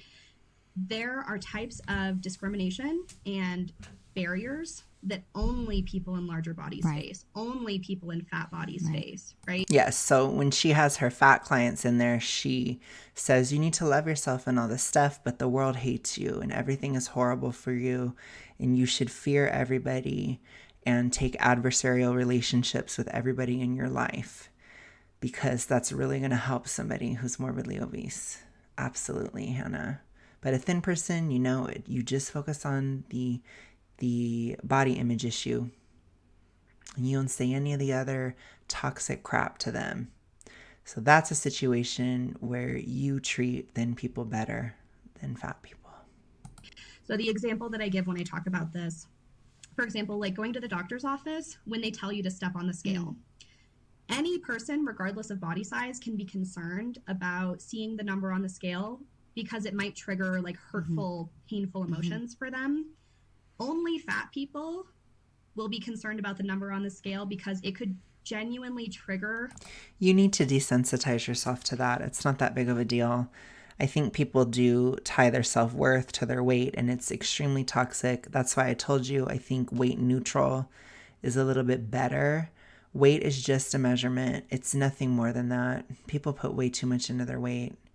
I myself, I trip out about the scale. I did, but I just weigh myself very often, and you kind of get over it with exposure therapy, at least for someone like me. I don't know if, if I had a severe ED or something crazy, maybe it wouldn't help.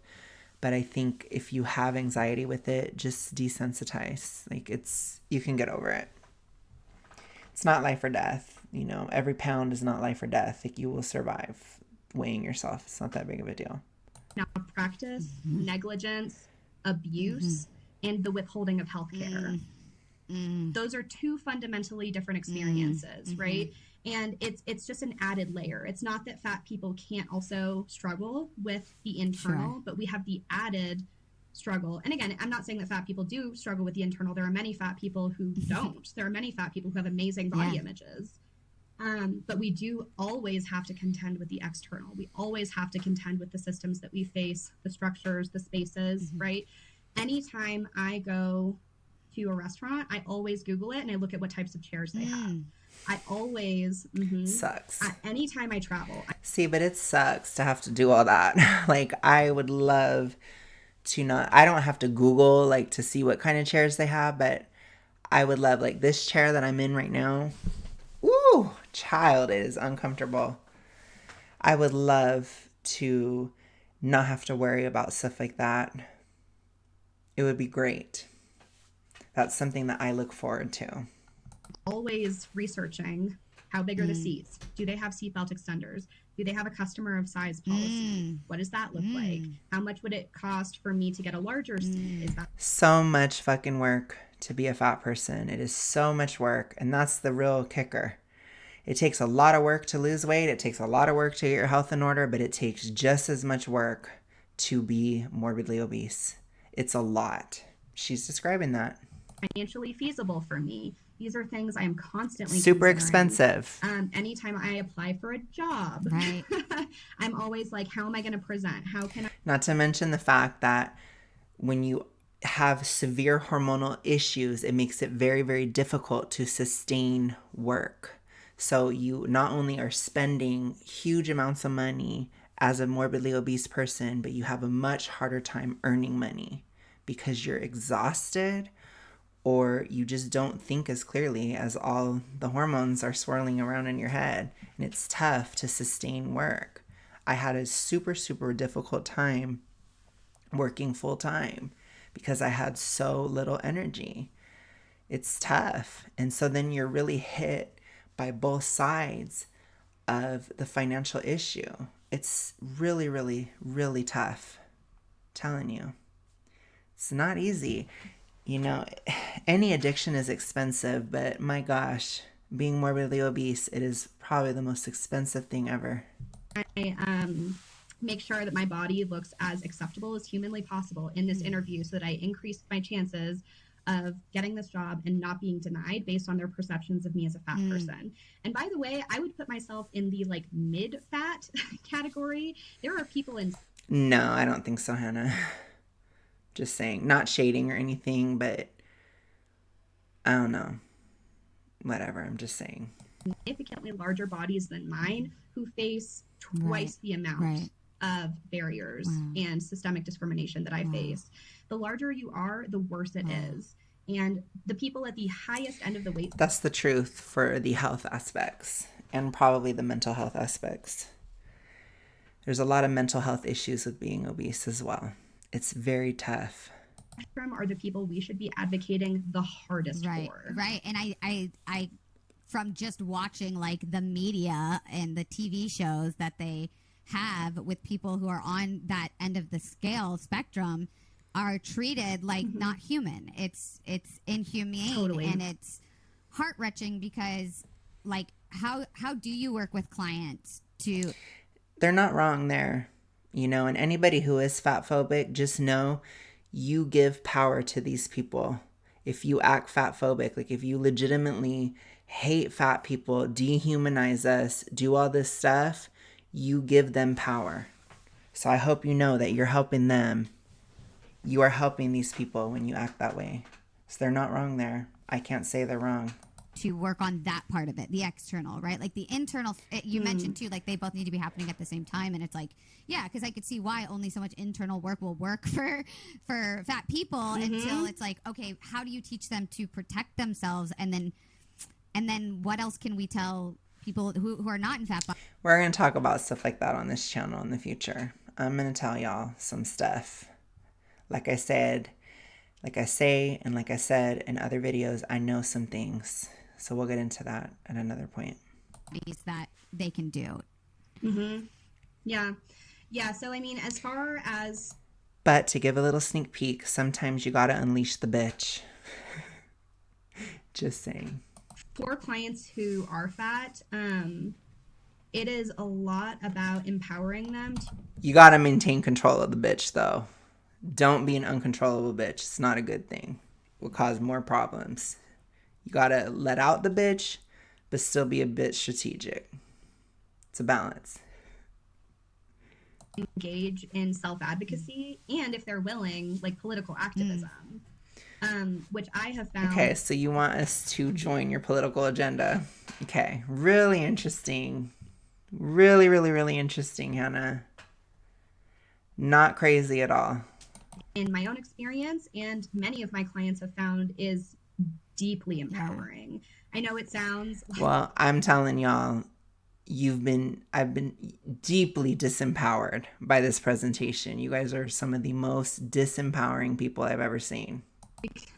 It's like, oh, you're just giving me homework. You're giving me more stuff to do. You want me to write to my legislator? Ugh. But like, yeah, I do. And you're also going to find that stuff like that actually will give you a much deeper sense of agency, right? Because one of the things that leads to hope. She's nuts. A lot of fat people struggle just having basic boundaries with people in their lives, but you want them to put a political agenda at the top of their list when they're suffering with health issues. A lot of times there's relationship problems. There's other things contributing to an addiction. There's depression. There's not being able to leave your house. There's a lot of these different factors. And you're saying, you know what? Screw your personal life, fat person. Join my political agenda because it makes me feel like I can ruin other people's lives or something. Like I said, she was so vicious and bitter with that doctor. I do feel like there is some toxic thing behind her activism. You know, she wants to wreak havoc, make people's lives a living hell. Honestly, she said that within the context of this stream. This woman is really crazy. But like I said, I like showing the actual long form because we're learning a lot here. At least I am. Hopelessness is feeling like there's nothing you can do. And as someone who has been a lifelong activist, there is always something you can do. I'm like, who's your city council member? You need to figure out your own life first. Gosh, these people, man. It's like, I don't know, if you're struggling with health issues, mental health issues, relationship problems in your life, you're struggling with addiction, I don't think politics should be the top of your list. Just crazy. Crazy, crazy, crazy. State representative, like who do we need to talk Right. to? Can you go to a council meeting? Like, what's the deal here? Like, I'm always looking to organize. I'm always looking to get people activated, because there's a reason why there are 2 places in the US that do have these laws. There are other states that are trying to. If you get your stuff together, you might have a bit less extreme political views, regardless of what side that you're on. A lot of people in politics and political spheres and activism have massive addiction issues and mental health problems, and we see the result of it every day. Just saying. Anti-discrimination laws based on. I'm not going to advocate for fat people to become another crazy voice in the absolute insanity that is the political discourse of today. But she wants you to be. She wants you to do it. All right. No, I care more about you as a person than your politics. You need to figure stuff out. You need to get better. Your health should be your top priority. Top. Without your health, you will have nothing else. Period. Like, people are actively doing this work. And so I do really, really work with them both to, again, empower them to self-advocate in their day-to-day lives. And then also, if they're willing, become active in the fight for fat liberation, because, again, that can be so, so empowering.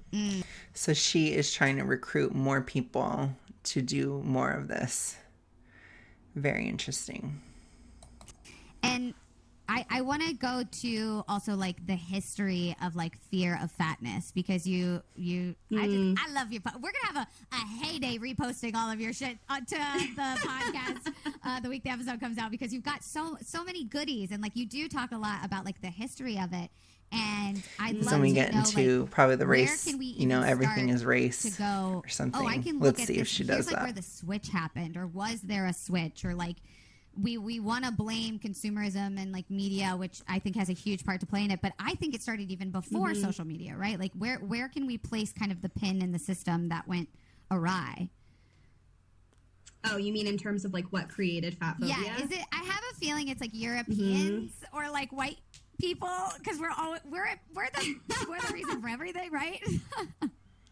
Yep. Ooh. Yeah, your instincts are not wrong in that. That's a little toxic. There's a book that I reference a lot on my page. It is called "Fearing the Black Body: The Racial Origins of Fat Phobia." The history and, by the way, the modern experience between racism and fat phobia. Let me just say, as a biracial person, somebody who is Hispanic and white, I am perfectly accepting and loving of both sides of me. I have no issue with either side. And I don't think anybody should have issues with their own race, regardless of who you are. So that was a little toxic. Cannot be separated. Those threads cannot be pulled apart. I will say, too, it's also not smart to hate an entire sex. But, I don't think Miss Kelsey is all that smart, so... It's going to bring a lot of pain if you hate a whole sex of people. If you hate men or if you hate women, it's going to be a life of a lot of pain, because you're going to deal with a lot of those people. Say what you want about men and women, but there's a lot of men and there's a lot of women in the world, and you're going to have to deal with it all the time. Not a smart move. Not smart. Are so inexorably linked. They're just, oh my God, they're 2 peas in a pod. So this really started during chattel slavery for lots of reasons, right? Like, we know body diversity has always existed. Body diversity is something that has existed across the world in every culture. It hasn't always existed to this extent, ma'am. No. Not to this extent and not on this scale. Pun intended. Every point in time.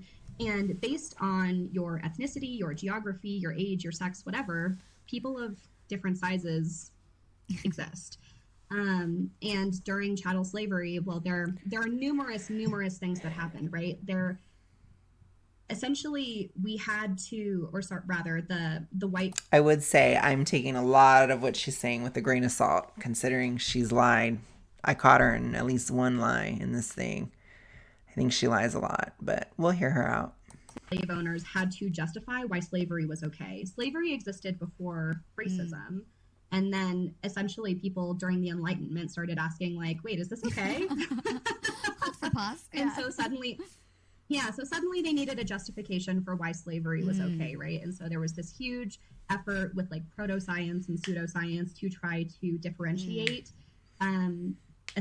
people, a lot of different types of people of color, but primarily Black people, and say essentially why they were inferior, what was wrong with them. And one of the things that they really fixated on was body size, which again is particularly ironic given that during chattel slavery, where slaves were essentially breeded like cattle, they were breeded specifically to be big and be strong because they were doing such intense manual labor all the time.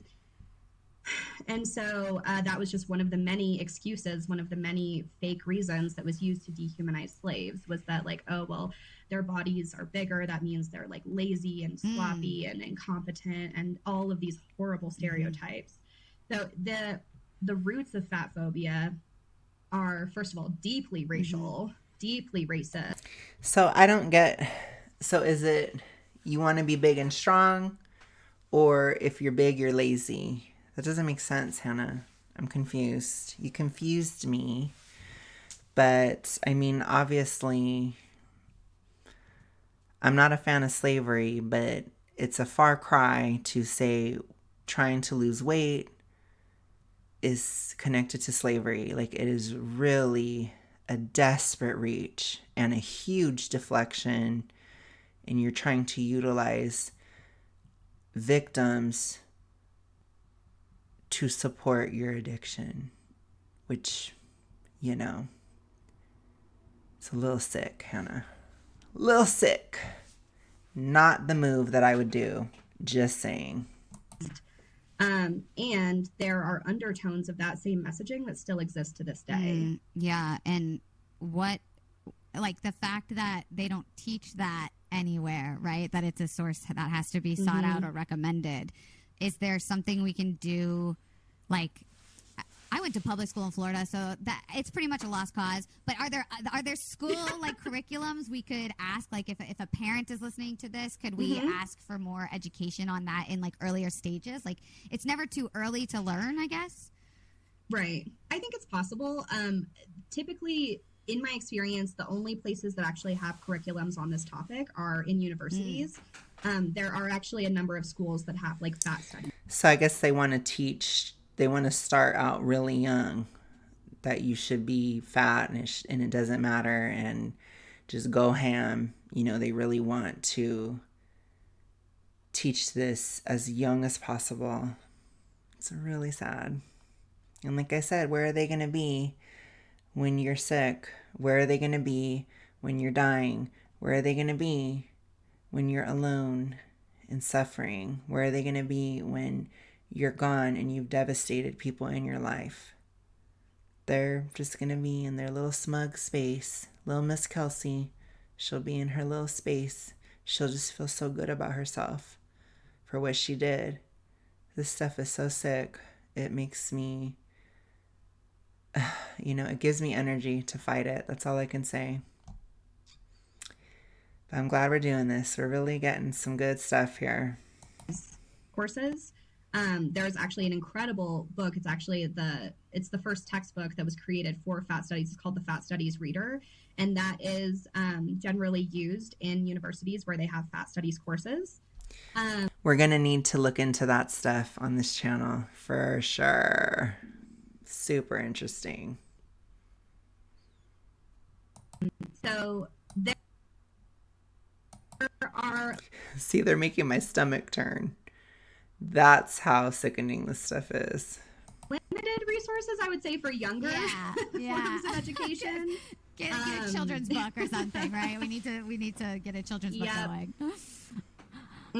Totally. But like the thing that I always really emphasize to people is that the justification always comes after the oppression. The oppression always comes first, and then the justification always comes later. Historically, that has always been true. I think humanity, both for profit and for power, is constantly looking for ways to stratify people. We're constantly looking for ways to categorize and rank people. Projection. Projection is Hannah's best friend. Remind me, Hannah, is there a stratification of oppression within fatness? Are thin people the least oppressed and extremely fat people the most? And are there super fat, mid fat, small fat, straight size? Isn't that a stratification? Really interesting, isn't it? Hypocrite, Hannah. We love the hypocrisy. Again, because it gives us power and it gives us profit to do so. Okay, so she's doing this because it gives her power and profit. Very interesting, Hannah. Thank you for telling us about you and about people like you. So all of these reasons that people cling to for why fat phobia is okay, like, oh, it's unhealthy, you're gonna like die early. Depends on what fat phobia it is. If somebody having concern for your health is fat phobia to you, Hannah, that's not actual fat phobia. Fat phobia, as I've stated many times, it's not the most serious thing, but it is not a good thing. It's not good to be an asshole to somebody because of their size. You're not doing it for somebody's health. It tends to make things worse. As stated previously, if you want to help, encourage fat people to live their lives. That's the best thing that you can do. First of all, again, you're talking correlation, not causation, but you're referring to it as causation, which is fundamentally flawed. And also, again, like the prejudice against fat people predates that argument. It just does. Like we're constantly looking for ways to justify that. And the thing I always come back to, because like my TikTok, She's trying to compare fat phobia to racism. It's not the same thing, Hannah. You're crazy. Of my For You page because like it is just so healthy. Like it's just so positive for the brain. And like I see a bunch of trolls always like attacking women and they clap back. And it's like, why do you fucking care? Why? Yes, because caring about somebody is really evil, apparently. But you know, it's okay if you care in the way that they care, in a way that will encourage you to your death. That's okay. My question to you, Miss Kelsey, is why do you care? Why are you pushing this agenda? Why are you being crazy trying to get this in schools? Little unhinged, girl. You care so much about making someone feel othered or feel down or feel bad and like trying to understand that. Why do you care so much about trying to brainwash other people's kids into health at every size? Psychology behind like fat phobia is so interesting to me because it's like, why do you fucking care? And I think you just answered it for me. It's like, oh no, they're creating like a line of people and like a list of people and they want to be at the top and they'll literally do and say anything to Projection on Kelsey's part. push themselves ahead of one other person. Yep. Projection. We're going to do the projection song.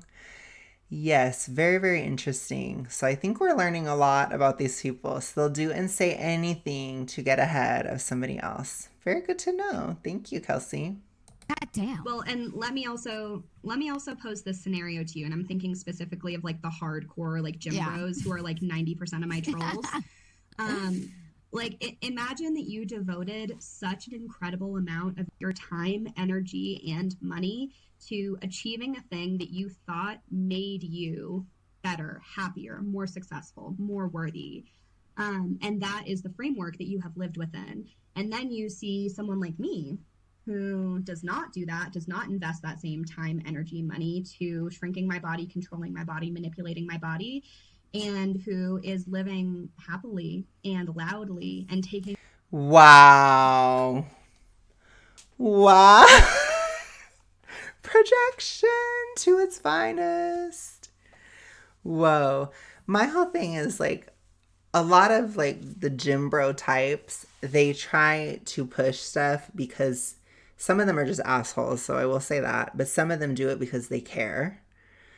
But that's also what this channel is about, is educating so you can encourage people in the correct way. Because oftentimes those gym bros, they have not experienced morbid obesity, super morbid obesity, so they don't understand what we're working with.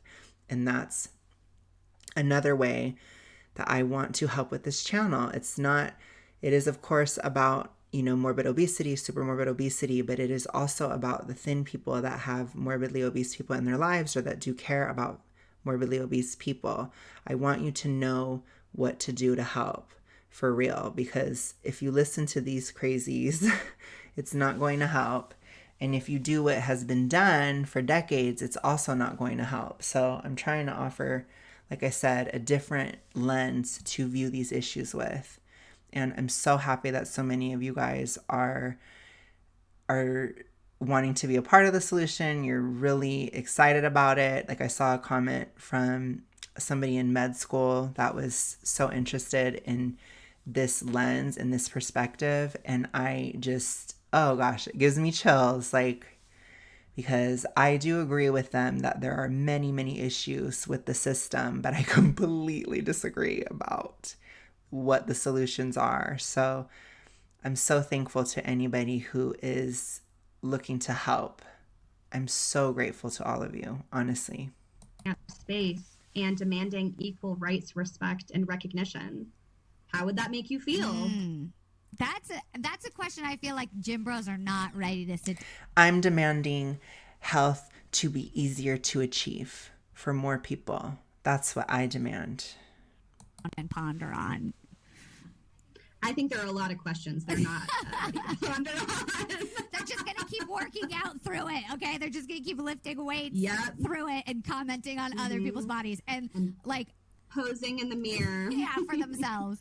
And like, Fun fact, Hannah's husband, I believe, is not fat. Very interesting, Hannah. Just had to throw that out there. Just a little fact. Just a little fact to throw out there. Very interesting, Hannah. So I saw a comment recently on a video. I do another podcast with the boys, Guilty Pleasures podcast. Is about movies, film, and TV.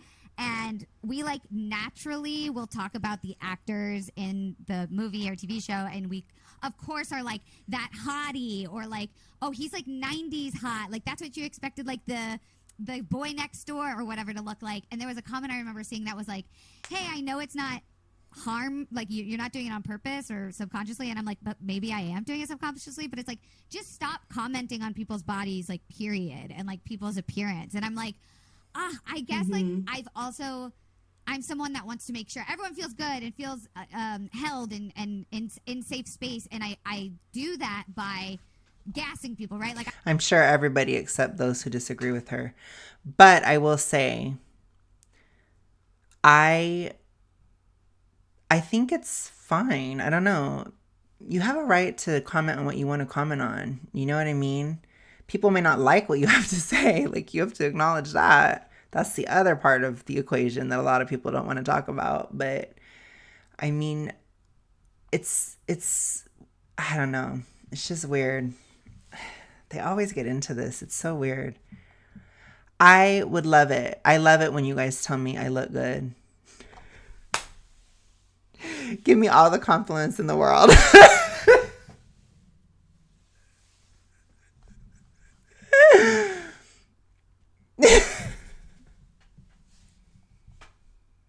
I'm like, yes, hair, yes, face, like yes, body, like shoes, and I naturally go to physicality, good, bad, fat, thin, and like I'm trying to figure out, is it me? Like, is it something that, like, I know now I'm just asking for free therapy, which, like, let's be honest, this has been, like, an amazing, basically, like, hour-long therapy session. I feel like I should have paid you for this episode.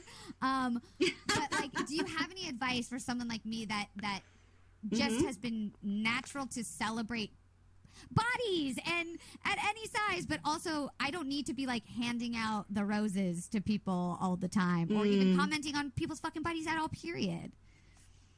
Yeah, absolutely. I just felt like that whole diatribe was so it was so ingenuine, but I'm just gonna leave it at that. Absolutely. So first of all, I just want to validate that what you're experiencing is not exclusive to you. Thank you. We're conditioned to do this, right? Like think about when you were growing up, like what was like a really, like you would see like family members at like Christmas or like a holiday thing, and what would be like, oh my God, have you lost weight? I hate them like all. that would be constantly, right? And so this has been generationally passed down as the most valuable. It's never going to go away. And also, too, I don't know, like, it's not that big of a deal. Like, I think what we need to do is, like, start teaching people to not live and die by what other people say, you know? And I think we do need to let parents know in general that what you say to your kid, it has a lot of weight. You need to let people's partners know that what you say to your sexual partner or your spouse, I'll be a bit more traditional as well, what you say to that person carries a lot of weight. But I think, you know, where things will naturally have more weight in those dynamics, when it comes to people on the street, when it comes to strangers, when it comes to that kind of stuff, like, you take the compliments, take the criticism, don't live or die by it, no matter what it is. You know, you don't want to get a huge, big head, but you also don't want to be crying all the time because somebody doesn't like something you did. You know, it's like we do need to be a bit more resilient, just a bit more, while acknowledging that deeper connections can do a lot of damage. So we need to be careful with those relationships. Form of currency, right? Especially for women. Your perceived attractiveness, which essentially means how well you fit within like Eurocentric beauty standards, which includes thinness. Thinness is a deeply... It's not exactly true because every culture has beauty standards. So whatever. I don't know. They act like only white people exist. It's bizarre. Eurocentric beauty standard. How well you fit within that is your highest form of value. So when we look to this, by the way, is something that it's not the highest form of value, but it is valuable. But it's not the only thing. It's not the only thing. That's where it can be toxic. But there's nothing wrong with liking beauty. There's nothing wrong with that. That's natural.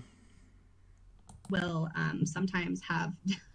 I don't want to say debates, but I'll sometimes push back on this in like comments because I'll get people who are like, wait, why can't I talk about people's bodies? I'm building them up. I'm giving them compliments, blah, blah, blah, blah, blah. And I'm like, no, what you're really saying is that is the thing that makes them worthy. What you're really saying. No, that's not what you're really saying.